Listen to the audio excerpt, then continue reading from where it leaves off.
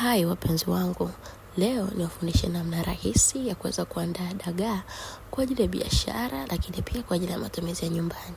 Hawa dagaa ni watamu, wanavutia na nimewatengeneza kwa upekee sana.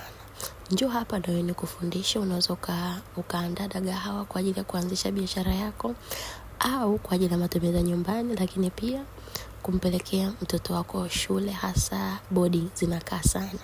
Nilianza kwa kuchambua dagaa zangu, nikatoa vichwa, then nikatenga maji. Huwa napenda sana kuoshea maji vuguvugu au maji ya moto, huwa sioshei na maji baridi. Na kushauri pia uoshe maji ya vuguvugu, yasiwe ya moto sana, lakini vuguvugu ni mazuri sana.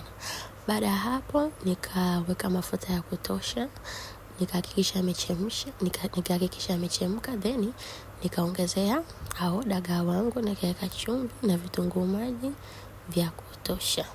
Ili wawe wazuri na wa kipekee, weka vitunguu maji vya kutosha. Hakikisha umeweka vitunguu maji vya kutosha, vinaongeza harufu nzuri, lakini pia vinasaidia kuleta utofauti. Baada hapo weka na kitunguu swaumu cha kutosha. Hiki kinasaidia dagaa zako ziweze kunukia vizuri.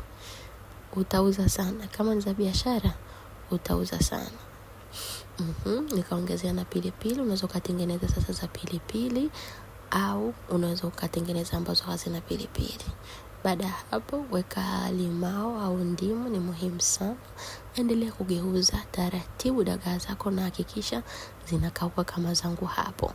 Usisahau kusubscribe, kulike, kushare na utaweza kupata content kama hizi za mapishi kila siku.